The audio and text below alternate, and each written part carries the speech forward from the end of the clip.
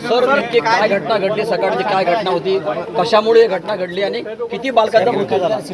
आज दिनांक 24 ऑगस्ट रोजी सकाळी 4:30च्या सुमारास ही एक दुर्घटना आपल्या डफरीन हॉस्पिटलचं जे आपलं NICU आहे त्याच्यामध्ये घडलेली आहे. यामध्ये एकूण 39 बालके त्या ठिकाणी होते, 2-3 विंग्स मिळून. त्यामध्ये 3 बालकांचा या सर्व आगीच्या दरम्यान आणि जे धूर त्याच्या पश्चात झाला आगीच्या त्याच्यामध्ये मृत्यू झाला आहे. आणि 36 बालकांना आपल्याला तिथून रेस्क्यू करण्यामध्ये त्या ठिकाणी यश आलं. त्यामध्ये जे 36 बालकं आहेत ते आता वेगवेगळ्या आपण हॉस्पिटलमध्ये रेफर केलेले आहेत. त्यामध्ये PDMCमध्ये 11 मुले आपले सध्या त्या ठिकाणी ॲडमिट आहेत. सुपर स्पेशालिटी हॉस्पिटलमध्ये 5 आहेत.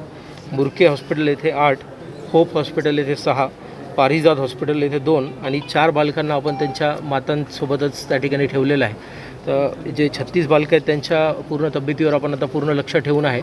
आणि सर्व हॉस्पिटल्सला आम्ही बोलणं झालेलं आहे आणि यापैकी 3 हॉस्पिटलला तर आमच्या व्हिजिट्स पण झालेल्या आहेत आणि त्यांना आम्ही सूचना दिलेल्या आहेत की कुठल्याही प्रकारची फीस ही या मुलांच्या पालकांकडून आकारायची नाही. विनामूल्य हे त्या ठिकाणचं त्यांना इलाज करायचा आहे.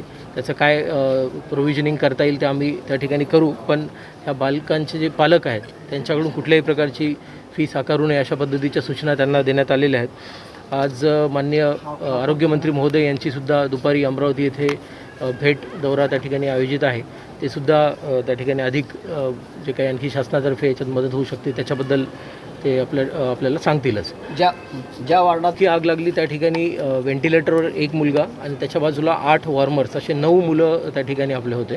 आणि जे व्हेंटिलेटरवर जो मुलगा होता आणि त्याच्या बाजूला जे आणखी एक बालक होता असे 2 आणि आणखी एक तिसरा 3 जणांचा त्या ठिकाणी मृत्यू झाला त्या वॉर्डमधल्या आणि 6 मुलांना आपण तिथून बाहेर काढलेलं आहे. सर व्हेंटिलेटर ऑडिट झालं होतं का, काय माहिती आहे? मी आता तेच डॉक्युमेंट्स चेक करत होतो. तर त्याचे जे वेगवेगळे पॅरामीटर आहेत, काही समजा वॉर्मर्स असतात तर त्याची कॅलिब्रेशनची डेट आहे, तर ते सगळं त्या ठिकाणी झालेलं आहे.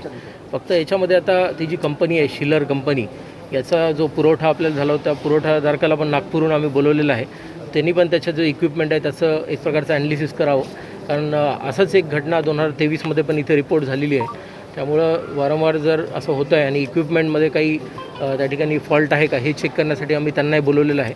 आमची पोलिसांची फॉरेन्सिकची टीमही सकाळी त्या ठिकाणी येऊन गेली. आम्ही सगळे जे माहिती आहे एक प्रकारचे आपण म्हणता येईल जसे सर्टिफिकेशन्स म्हणा किंवा काही आपल्याला फॉल्ट व्हिजिबली दिसतो आहे का, या सगळ्या माहिती आम्ही घेतो आहे आणि पूर्ण याच्यामध्ये चौकशी ही डिटेलमध्ये केली जाईल आणि त्याच्याअंती याच्यामध्ये आपल्याला निष्कर्षाप्रती पोहोचता येईल. सर फायर ऑडिट झालेलं आहे, फायर ऑडिट झालेलं आहे का? फायर लागल्यानंतर फॉगर लागले नव्हते. फायर फॉगर सुरू झालं त्यामुळे आग जे आहे ते मोठ्या वाढमध्ये पसरल्याचं बोलत होतं. नाही, फायर ऑडिट हे दरवर्षीप्रमाणे याही वर्षी त्या ठिकाणी त्यांनी अप्लाय केलेलं आहे. आता ते एक एजन्सी नेमणूक करून त्याचं ते फायर ऑडिट करत असतात. आणि राहिला प्रश्न त्या जे स्प्रिंकलर्स जे चालू नाही झाले तर आता फॉगर्स किंवा स्प्रिंकलर जे चालू नाही झाले तर आताच जे PWD इलेक्ट्रिकलचे पण कार्यकारी अभियंता आहेत त्यांनी सांगितलं की नॅशनल बिल्डिंग कोडच्या अनुसार जे ऑपरेशन थिएटर म्हणा किंवा आपले जे अशा पद्धतीचे जे NICU आहे त्याच्यामध्ये आपण हे जे स्प्रिंकलर्स आहे ही सिस्टीम त्या ठिकाणी लावत नाही. आणि आपण जे एक प्रकारचं मॅन्युअली आपण फायर एक्सटिंग्विशर जे वापरतो आपले जे CO2चे तेच आपण त्या ठिकाणी वापरत असतो असं त्यांचंही हे आहे. पण ज्या अर्थी आता आपण तिथे सिस्टीम लावलेली होती आणि ती योग्य वेळेत काम नाही केली तर त्याची पण आपण चौकशी त्या ठिकाणी करणार आहे. पण ही वस्तुस्थिती आहे की ते स्प्रिंकलर सिस्टीम काम नाही केलं. पीडित कुटुंबाला काही मदत मिळणार? मी तेच आपल्याला सांगितलं. माननीय आरोग्यमंत्री महोदय यांचा दुपारी आता दौरा आहे. मी माननीय पालकमंत्री महोदयांशी पण बोललो, त्यांना पण या सगळ्या बाबतीमध्ये ब्रीफिंग दिलेली आहे. आणि आता मी एवढं निश्चित सांगतो की जे बालक आपण वेगळ्या हॉस्पिटलमध्ये शिफ्ट केले त्यांना कुठल्याही प्रकारचं जे चार्ज हे ते हॉस्पिटल करणार नाही, त्याच्याबद्दल मी आता अधिकृतपणे आपल्याला सांगतो आहे. आणि जे शासनाकडून जी मदत मिळणार आहे त्याच्याबद्दलची जे भाष्य आहे ते माननीय आरोग्यमंत्री महोदय दुपारी त्यांच्या व्हिजिटमध्ये करतील.